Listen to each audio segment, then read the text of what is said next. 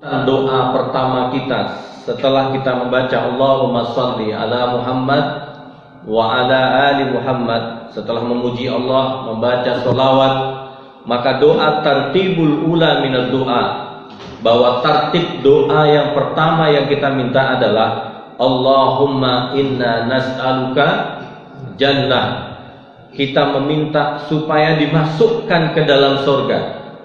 Tertib yang kedua adalah Allahumma ajirna minan nar. Kenapa Pak? Karena perkara yang sangat terberat bagi kita adalah kita ketika dimasukkan ke dalam, na'udzubillah, dalam nerakanya Allah Subhanahu wa taala. Maka inna jahannama kanat mirsada, karena tidak pernah ada seorang pun yang luput dari pengawasan Allah Subhanahu wa taala, pengawasan neraka jahanam itu sendiri. Maka tidak salah kalau ada Ali Fudail bin Iyad yang kemarin saya kisahkan bahwa beliau gemetar badannya sehingga ketika mendengarkan ayat-ayat Allah Subhanahu wa taala, ketika gemetar badannya, pingsan orangnya dan wafat orangnya dalam kondisi mendengarkan ayat yaumul hisab. Pada ayat yang disebutkan itu bahwa kalaupun dia menguasai langit dan bumi wa ma'ahu mislahu, dan dia memiliki 2 kali lipat kekayaannya langit dan bumi ini, laftadau bihi, pasti dia akan mau menjadikan hartanya itu sebagai pengganti daripada yaumul hisab itu. Biarlah dia korbankan kekayaannya 2 kali langit dan bumi ini, asalkan terhindar dari api neraka jahannam. Karena Ali Fudail bin Iyad ini sangat paham Pak. Jadi bayangkan, ayahnya yang jadi imam Fudail, sedangkan anaknya Ali Fudail bin Iyad wafat ketika diimami oleh ayahnya. Makanya tidak salah Pak, jenengan pernah lihat kemarin itu ada pelatihan imam ya. Saya tidak tahu persis tempatnya. Jadi ada pelatihan imam, ustadznya ada di depan sini, yang satu disuruh jadi imam ya. Ketika latihan imam, apa bacaan terakhir Bapak itu? Ihdinas siratal mustaqim. Di saat membaca ihdinas siratal mustaqim, terjatuh dan wafat. Hari yang terbaik, hari yang terindah, di saat dia mengejar Allah Subhanahu wa taala untuk melatih dirinya menjadi seorang imam. Maka Allah ingin mengatakan di ayat yang ke-22, lit-taghina ma'aba. Ini badal dalam bahasa Arab, ini adalah badal dari kalimat yang sebelumnya, inna jahannama kanat mirsada, bahwa at-taghin itu ini dipakai oleh Allah menggambarkan Fir'aun ya. Fa inna idhab ila fir'auna innahu tagha, pergilah engkau kepada Fir'aun, sesungguhnya Fir'aun itu tagha. Tagha itu apa Pak? Melampaui batas ya. Batas yang mana? Begini, Al-Quran itu terbagi menjadi 3 bagian. Yang pertama kan 114 surat itu terbagi menjadi 3. Pertama adalah islahun nafsi. Isinya kalau kita bagi Al-Quran itu terbagi menjadi 3. Pertama islahun nafsi, memperbaiki diri. Yang kedua islahul mujtama. Yang ketiga islahud daulah, memperbaiki negara, memperbaiki pemerintahan. Jadi tidak bisa dipisah ini Pak, karena isi Al-Quran.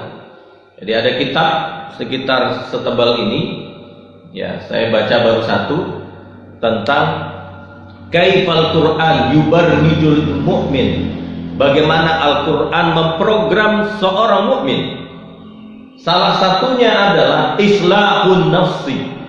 Di islahun nafsi dijelaskan adalah bagaimana seseorang dikenalkan. Nah, kalau kita bertanya begini, kenapa Allah Subhanahu wa Ta'ala memperkenalkan kepada kita yaumul akhir? Kenapa Allah menyebut-nyebut yaumul akhir di dalam Al-Quran? Apa manfaatnya? Apa implikasinya? Nah, itu yang mungkin sedikit kita lihat. Pertama tadi, lit-taghina ma'aba. Jadi neraka jahanam ini adalah tempat orang yang melampaui batas dari apa? Dari hukum-hukum yang Allah Subhanahu wa Ta'ala. Jadi ditentukan sholat, tak sholat, ditentukan zakat, tidak berzakat, dilarang berzina, berzina, dilarang menzalimi orang lain, menzalimi orang lain. Maka Allah mengatakan lit-taghina ma'aba. Ma'aba itu sebenarnya dari kata maaf. Maaf itu tempat, dan seburuk-buruk tempat ya, seburuk-buruk tempat. Yang kasus terbaru ini kan mengerikan, Pak. Ada penyidik dari Kementerian Luar Negeri ya, dia masih muda, seumur 32 tahun, yang mencari kasus penjual beli manusia ke Kamboja. Tapi apa yang terjadi? Di dalam kosnya dia dibunuh ya, dengan cara yang mengerikan. Cara yang mengerikan, dimasukkan ke dalam mulutnya ditutup, dimasukkan ke dalam karung dan digantung. Masya Allah. Jadi, dan itu ada fotonya. Melihat itu baru dunia, Pak. Ya, manusia mencoba menyiksa manusia sampai wafat dengan kondisi seperti itu. Kalau panjenengan melihat penjaranya Bashar Assad di Suriah sana, mengerikan lagi. Bagaimana Bashar Assad itu menyiksa kaum muslimin yang ada di Suriah sana. Mengerikan. Itu baru dunia. Dan kalau panjenengan pergi ke Bukit Tinggi, mungkin Pak Tohari yang pernah ke sana, ada namanya lubang Jepang di kota Bukit Tinggi itu. Ketika kita masuk ke dalamnya itu luar biasa dalam. Pokoknya masuk ke dalam itu, kalau tidak ada tanda bisa tidak keluar. Nah, di dalam itu lorong-lorong. Nah, di salah satu pojoknya, jadi lorong itu akan berujung ke Ngarai Sianok namanya. Nah, paling ujung itu adalah tempat penyiksaan. Kalau dulu itu masih ada alat-alatnya, Pak Tuan. Masih ada alat-alat penyiksaan yang mengerikan. Bahkan alat pencongkel mata itu masih ada. Alat pencongkel mata itu masih ada. Untuk pemutus kaki itu masih ada. Setelah disiksa sedemikian rupa, dibuang ke dalam ngarai itu. Saya tidak bayangkan bagaimana nanti lit-taghina ma'aba, inna jahannama kanat mirsada lit-taghina ma'aba. Karena ini kata Allah tempat yang paling buruk dan mengerikan, kata Allah Subhanahu wa Ta'ala. Makanya tidak salah Ali Fudail bin Iyad itu sampai pingsan dan wafat ketika mendengarkan ayat yaumul hisab. Nah, pertanyaannya kembali ke pertanyaan tadi. Kenapa Allah Subhanahu wa Ta'ala memunculkan ayat-ayat yaumul kiamah? Mungkin ada yang punya pendapat. Kira-kira apa? Kenapa Allah memunculkan ayat yaumul kiamah, sedangkan yaumul kiamah itu tidak dapat kita raba, tidak bisa kita lihat? Kenapa? Ada yang tahu?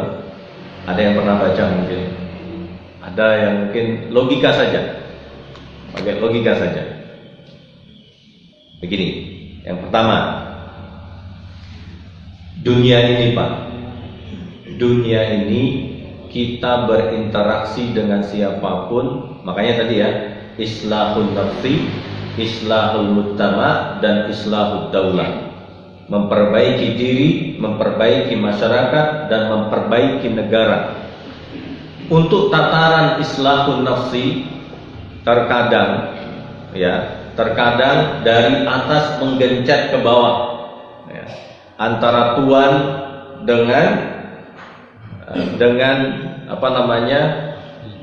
abdunnya, dengan hambanya, dengan budaknya.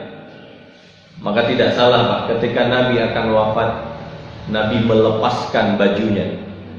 Siapa di antara kalian yang pernah merasa aku zolimi, kata Rasulullah SAW. Lalu ada yang mengatakan bahwa aku ya Rasulullah, ketika itu dalam perang ya Rasulullah, sedangkan engkau membawa pedang dan bagian tubuh kekena ya Rasulullah, dan ketika aku itu tidak pakai baju ya Rasulullah. Rasulullah membuka baju Pak, beliau membuka bajunya, dan ketika itu ya Rasulullah, ada becutan yang engkau bawa ya Rasulullah, sehingga Rasulullah memerintahkan Ali bin Abi Thalib membawa becutan itu, diambil oleh Ali bin Abi Thalib. Semua berdiri ketika itu. Ya Rasulullah, ketika itu aku tidak pakai baju ya Rasulullah. Rasulullah melepaskan bajunya. Di saat itulah seorang sahabat ini memeluk baginda Nabi Muhammad, hanya ingin bersentuhan kulitnya dengan kulit Rasulullah sallallahu alaihi wasallam. Apa yang diminta sebenarnya?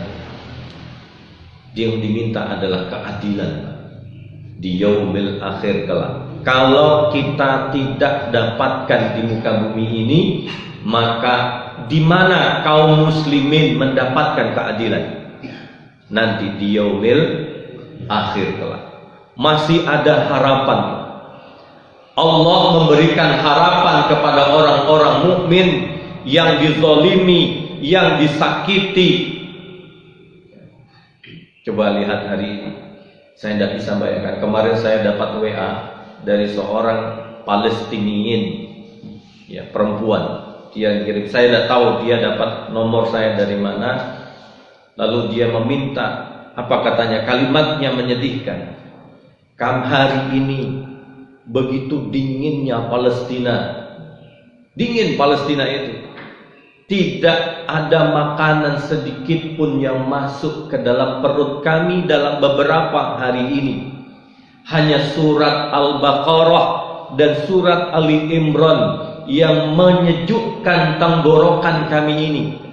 Coba bayangkan, tolong bantu kami. Saya jawab, bagaimana? Saya di Indonesia, sedangkan jarak Indonesia dengan Palestina itu begitu jauhnya. InsyaAllah, tidak susah untuk bisa menjawabnya. Susah untuk bisa menjawabnya. Apa kalimat terakhir yang dia sampaikan? Cukup keadilan Allah Subhanahu wa Ta'ala tentang kalian. Coba bayangkan, kalau itu diminta di yaumil akhir kelak, apa tanggung jawab kita sebagai seorang mukmin di hadapan saudara kita yang sedang terzalimi hari ini di Gaza? Kalau seandainya mereka maju di hadapan Allah nanti di yaumil mahsyar, apa yang sudah kita perbuat untuk mereka, maka itulah keadilan. Yang kedua, apa katanya? Fa inni rahatul. Ini adalah hari istirahat kami. Walaupun kami tidak makan, walaupun kami tidak minum, kami disiksa sedemikian rupa, inilah tempat istirahat kami yang terakhir. Kenapa Pak? Karena kematian itu adalah tempat istirahatnya bagi orang mukmin. Ya Pak, kemarin saya sampaikan.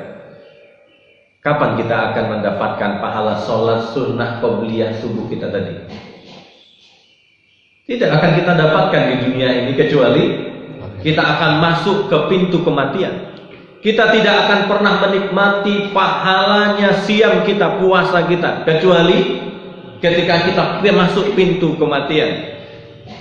Kita tidak akan pernah menikmati pahala sholat subuh kita berjamaah ini, kecuali kita masuk ke pintu kematian. Bagi orang-orang yang paham dengan ini, maka doa kita ketika mendoakan mayat, apa yang kita doakan? Abdil khairan min dahrihi.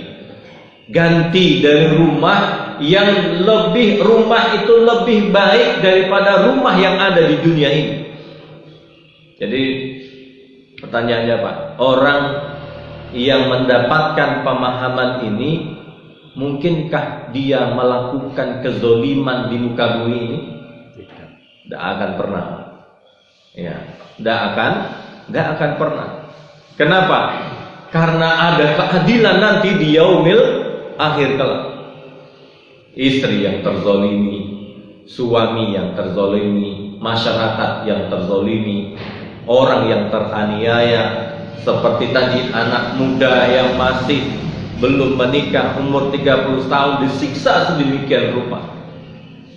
Nah, jadi itu yang pertama, bahwa kenapa yaumul kiamah itu menjadi asa bagi kita, harapan bagi kita ketika kita dizolimi. Maka apa yang harus kita lakukan? Yang kita lakukan adalah menghidup-hidupkan hati kita. Maka ketika sholat, ya Allah, apakah sholat kita ini sholat terakhir kita di waktu subuh ini? Karena zuhur nanti kita tidak dapat jaminan bahwasanya kita akan sampai di waktu zuhur, ya. Maka tidak ada jalan lain untuk menghidup-hidupkan hati kita ini. Ya Allah, semoga Engkau tutup hidup saya ini dengan kebaikan. Minggu kemarin saya lupa apa, saya sudah pernah sampaikan. Di waktu haji kemarin ada seorang bapak-bapak yang menyampaikan ke istrinya bahwa apakah engkau mau pulang? Kalau ingin haji bersama aku, kalau pergi bersama aku, engkau akan pulang sendirian. Kalau ingin pulang pergi bersama si sulung, maka engkau akan pulang dengan si sulung. Dia membawa bukan kain ihram, Pak. Jadi kain sarung putih itu yang disobek. Saya kain putih itu disobek, itulah yang dia pakai. Maka ketika saya komentari, Pak, ini kain ihram atau kain kafan? Ya, beliau mengatakan, ini kain kafan saya, Ustaz. Ini kain kafan saya, Ustaz. Masya Allah, Pak. Ketika tawaf ibadah selesai, beliau wafat. Ya, istrinya mengatakan, saya ridho, Ustaz. Saya ridho, Ustaz. Masya Allah. Kecemburuan kita, Pak. Tidak perlu kita sebenarnya cemburu melihat ada orang yang kaya, orang memiliki harta, punya mobil, punya rumah, punya kekayaan, punya tambang sebesar apapun. Kecemburuan kita hanya satu, kalau ada orang yang baik menutup hidupnya dengan kebaikan, ya, menutup hidupnya dengan kebaikan. Coba indahnya kematian ketika sedang belajar imam wafat. Ada orang yang jadi makmum baca yaumul kiamah wafat. Ada orang yang berangkat haji sebelum hajinya selesai di tawaf ifadahnya dia wafat. Jangan kenal, masih ingat dengan Ali Al-Banat di Australia, betapa kayanya dia. Tapi setelah mendapatkan kabar dia punya kanker, dia punya kanker di tubuhnya, berubah 180 derajat tentang kehidupannya. Bagaimana wafatnya? Wafatnya membaca surat Al-Baqarah yang terakhir itu. Yang Al-Baqarah yang terakhir itu. Di sini sudah tertutup, di semua alat sudah terpasang di tubuhnya ini. Apa kalimat-kalimat yang dia baca sebelum mengakhiri hidupnya adalah mengakhiri hidupnya dengan membaca surat Al-Baqarah yang paling terakhir itu dan ditutup dengan surat Al-Baqarah yang terakhir itu. Betapa indah kematian itu. Maka tidak ada jalan lain bagi kita untuk menghidupkan hati kita ini. Maka saya masih ingat, tapi kata orang kalau membaca buku ini agak menyesatkan. Tapi saya pernah baca bukunya Tan Malaka itu. Katanya orang sosialis gitu ya. Tapi apa kata Tan Malaka? Ada orang yang mengatakan, Tan Malaka mengatakan benturan, ya, benturan, bentukan. Bentukan. Ada orang yang baru terbentuk ketika sudah terbentur-bentur. Terbentur-bentur baru terbentuk. Nauzubillah min dzalik, ya. Nauzubillah. Tapi ada yang seperti itu. Sudah dapat penyakit seperti Ali bin Banat tadi, penyakit dapat cancer, setelah itu terbentur, akhirnya dia terbentuk menjadi orang yang luar biasa. Ya seperti siapa? Seperti Wahsy. Siapa Wahsy yang membunuh Hamzah? Siapa Hindun yang merobek dadanya Hamzah? Terbentur, akhirnya terbentuk, dan dua-duanya akhirnya masuk Islam.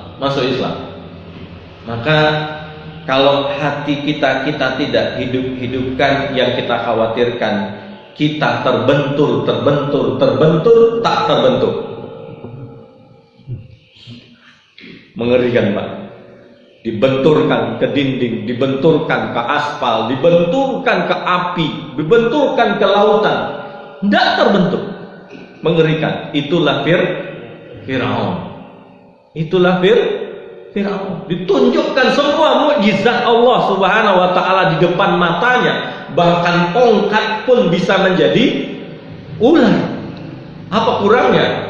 Sampai istananya Fir'aun itu didatangkan dengan binatang, ada yang jarad, ada yang belalang, ada yang binatang yang mengerikan masuk ke istana. Enggak juga, Pak. Itu yang disebut dibenturkan dan tidak terbentur. Nah, bagi orang mukmin tidak perlu dibenturkan. Apa kata Allah Subhanahu wa taala mengomentari Nabi Ibrahim alaihi salam, bahwa izibtala Ibrahim bikalimatin fa'tamahum. Dia tidak perlu dibenturkan, tapi setelah dia mukmin, iman kepada Allah, diuji oleh Allah Subhanahu wa taala dan dia sukses. Itu yang pertama. Yang kedua, kenapa Allah Subhanahu wa taala menyediakan yaumul hisab? Yang kedua adalah karena tali kekang, Pak. Itu jadi tali kekang bagi kita. Insya Allah kalau Allah tunjukkan jahanam itu kepada kita, ini ada LCD, lalu di layar, tampilkan di layar ini, kira-kira ada orang yang berani berbuat maksiat? Insya Allah tidak ada, Pak. Karena yaumul hisab itu tali kekang kita, supaya kita mampu mengendalikan diri kita ini. Dan yang terakhir sebagai penutup, kita ini boleh punya harta, boleh punya kekayaan seperti Utsman bin Affan, Abdurrahman bin Auf, sahabat-sahabat yang kaya. Pertanyaan saya, Pak, sebagai penutup, sekaliber Utsman bin Affan, sekaliber Abdurrahman bin Auf yang punya kekayaan warisan sekitar 70.000 triliun. 70.000 triliun, Pak. Pertanyaan saya, adakah istananya Abdurrahman bin Auf di kota Madinah? Tidak ada, Pak. Coba lihat siapa orang-orang kaya di kota Madinah itu. Imam Malik kaya raya, ya. Utsman bin Affan kaya raya, Abdurrahman bin Auf kaya raya, Fudail bin Iyad kaya raya, Pak. Kaya raya. Pertanyaan saya, ada istananya? Tidak ada. Coba lihat jenengan kalau jalan-jalan ke Italia, orang-orang kaya di sana, ada istananya? Banyak. Jangankan, Pak, pergi ke Syria saja, Bashar Assad kemarin itu, berapa istana ada di Syria? Istananya ada 5. Saudi ini, kerajaan Saudi ini, berapa istananya saat ini di Saudi? Banyak, Pak. Bukit Kubais itu didatarkan oleh raja hari ini, raja sebelum ini, itu didatarkan untuk jadi istana. Madinah, bukit yang terkenal yang disebut dengan Bukit Jahannam itu ada istananya raja di sana. Tapi lihatlah orang-orang kaya dahulu, tidak ada yang tertinggal. Jadi boleh punya kekayaan, tapi bersahajalah di hadapan Allah Subhanahu wa taala. Karena yang kita bawa sesungguhnya adalah amal-amal kita. Semoga Allah Subhanahu wa taala mengingatkan kita, inna jahannama kanat mirsada lit-taghina. Saya rasa demikian, kita lanjutkan di minggu yang akan datang. Aku qauli hadza, astaghfirullahaladzim. Assalamualaikum warahmatullahi wabarakatuh.